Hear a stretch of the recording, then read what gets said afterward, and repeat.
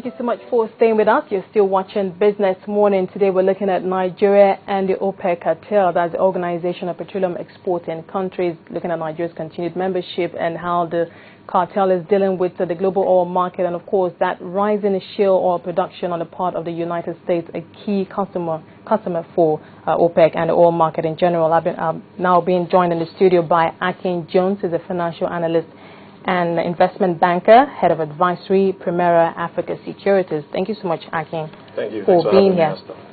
Let's start with this meeting. They have it, every year.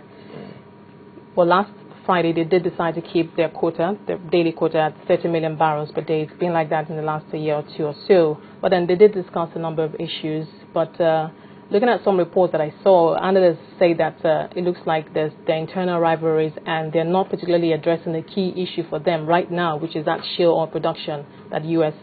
is doing, and we're seeing rising production on the part of the U.S. Yeah, I think over the years there have been different alternative energies that have come into play, but none of them have really moved oil prices per se. They've always hovered at a pretty high price. So shale oil, I think the biggest competition will be to people who produce light crude, and that's Nigeria, light sweet crude, and that's Nigeria and Algeria. And I think Angola does. Nigeria and Algeria specifically. Okay. Yeah. When it comes to the heavy crude, that's more Saudi Arabia. I think we definitely have to be careful in Nigeria. There's a lot of dependence on oil, and we definitely have to reduce that dependence going forward.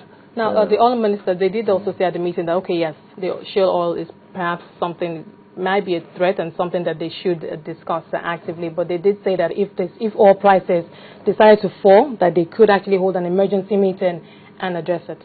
Yeah, I don't see oil prices falling that significantly. In the last 2.5 years or so, we've seen oil prices hover about $100.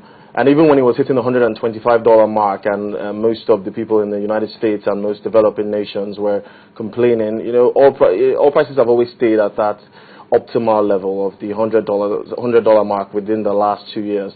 I don't see a significant drop in oil prices. There's been excess supply of late, but that still hasn't led to a drop in oil prices. We've seen alternative energies being developed, from solar to all sorts of alternative energies, but we haven't really seen that effect on oil prices on oil companies. Well, you don't think with this rise in shale production on the part of the U.S., the U.S. could actually be in a position where they can actually begin to dictate oil prices, something that has been largely done in the last several years by OPEC? Yeah, shale oil, it's going to take a while. It's going to take, 5 to 10 years. And if we link into Nigeria, that's why we've always pushed for the diversification of revenue by the federal government.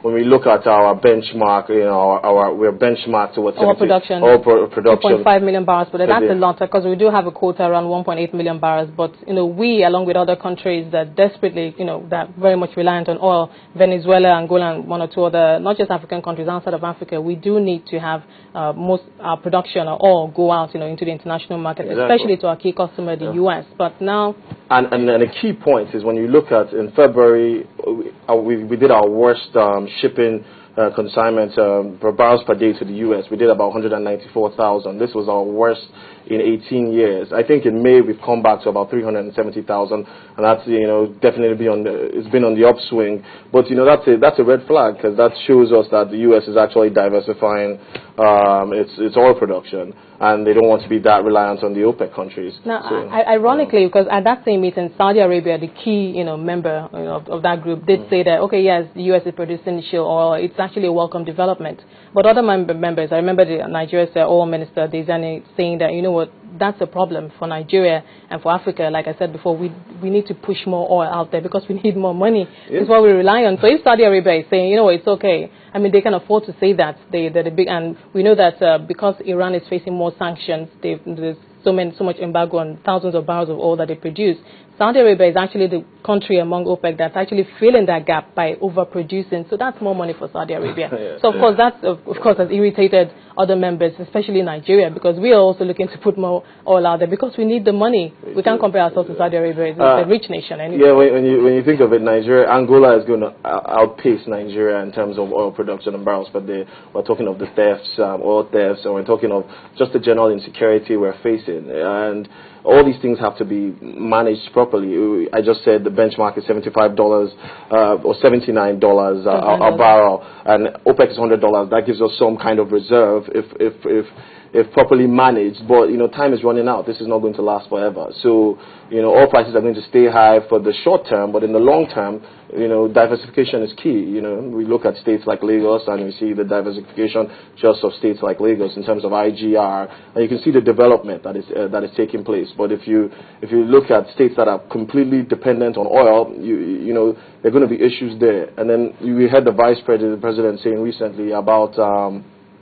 refineries being built, that if we lose our dependence on the U.S. for oil, then it will lead to some kind of development in terms of Nigeria actually going ahead and building refineries and actually deploying these resources locally. But there are a lot of things that have to be put in place. You have to talk. I guess when we talk later, we'll talk about the PIB and different things. Okay. Because I'm also still concerning Saudi Arabia. It did also say that yes, oil price is still above $100 per barrel, but it did also say that, yes, well, let's leave that. Let me go to what analysts say about OPEC's relevance in the first place. We do know that they produce about over 40% or 43% roughly of the world oil. Despite that huge chunk, many analysts still ask or question the relevance of OPEC at this time, looking at the international oil market. Do you share these thoughts? Yeah, is OPEC still... Yes, OPEC is still relevant. Still a force, 43% still a force to be reckoned with. It's always a force to be reckoned with. Of course, we have Russia.